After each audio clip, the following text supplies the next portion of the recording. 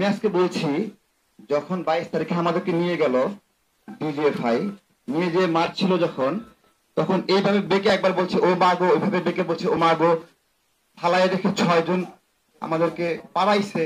ঠিক আছে, বিদ্যুতের শক দিছে, শেখ হাসিনা ভিডিও কলে আছে।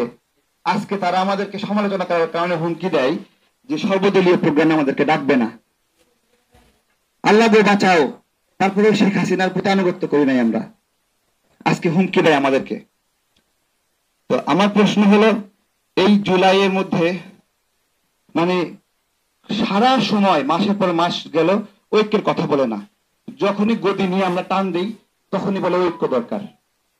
ঠিক আছে, যখনই নির্বাচন বলি তখন বলে ঐক্য দরকার। তো এর আগে ঐক্যের কথা মনে পড়ে না, এর আগে খালি লুটপাট লুটপাট। 666 কোটি টাকা কর মাপ নিল, ব্যাংকের মোবাইল ওয়ালেট নিয়ে নিল, গ্রামীণ ম্যান পাওয়ার আদম ব্যবসা করবে ডক্টর ইউনূস, দালালি করবে, বিদেশে লোক পাঠাবে, সেই লাইসেন্স নিয়ে নিল। এগুলো কোনো সময় মনে পড়েনি। এগুলো যখন কখনো ঐক্যের কথা বলে, যখন আমরা টান দিছি এগুলো কেন করছেন, তখন বলছে ঐক্য লাগবে ঐক্য লাগবে। আজকে এই জুলাই গণ অভ্যুত্থানের একজন যোদ্ধা হিসেবে বলছি, আমরা যে পরিমাণে নিপীড়িত হয়েছি, এগুলো এই জুলাইয়ের প্রথম ভাঙ্গন করছে হলো ডক্টর ইউনূস। প্রথম ভাঙ্গন, একজন ব্যক্তি আন্দোলনে কোনো সম্পৃক্ত না, তাকে নিয়ে যায় মাস্টার মাইন্ড বানাই দিছে, দিয়ে সবার মধ্যে বিদ্বেষ লাগাই দিছে, বিভক্তি করছে। প্রথম জুলাইয়ের ফাটল ধরা ছিল ডক্টর ইউনূস, এবং নানাভাবে ষড়যন্ত্র করতেছে আমাদের গণতন্ত্রের বিরুদ্ধে, আমাদের নির্বাচনের বিরুদ্ধে। এই যারা আছে এখানে একটা একটা করে সবগুলোকে ইউটিউবার দিয়ে দিয়ে দালাল বানাচ্ছে। এটা একটা দালাল, ওইটা একটা দালাল, এটা একটা দালাল, এই দালাল, এই ইউটিউবার দিয়ে দিয়ে বিভিন্ন তত্ত্ব গল্প বানায় বানায় দালাল বানায় দিচ্ছে। তাহলে আমরা জেল খাটলাম কারা কারা?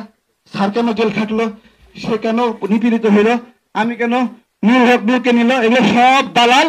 আর হলো তারা এক একটা করে গল্প বানাচ্ছে, তাই তো? আমরা এগুলো মাথার মধ্যে খালি ঘুরতেছে, অসুস্থ হয়ে যাচ্ছি আমরা, যে আমরা কিসের জন্য কষ্ট করছি। যে বন্দর নিয়ে ষড়যন্ত্রটা করছে, আমরা কি বলছি যে বন্দর নিয়ে, দেখেন ডক্টর ইউনূস আমাদেরকে অপমান করার জন্য বলছে ওয়েবসাইটে দিয়ে দিবে ইয়েস নো ইয়েস নো, কে কে ইয়েস দিছে কে কে নো দিছে। বন্দর বিষয়ে ইয়েস নো দিলেন না কেন? আগে থেকে চুক্তি করে রাখছেন, এখন ইয়েস নো লাগবে না, এখন ঐক্য লাগবে না বন্দর বিষয়ে, ওই বিষয়ে মতামত দরকার নাই। আমাদের কথা যে এই দেশের বন্দর কেমন শক্তিশালী, বন্দর হলো দেশের অস্তিত্ব। আমার তেল গ্যাস আমার অস্তিত্ব, একটু দাঁড়ান একটা সেকেন্ড, তেল গ্যাস অস্তিত্ব, এগুলোতে আমাদের আমাদের কর্তৃত্ব থাকবে। এগুলো বিদেশিদের কাছে গিয়ে ক্ষমতার জন্য দিয়ে দিবে, এটা আমরা কোনো সময় মানব না।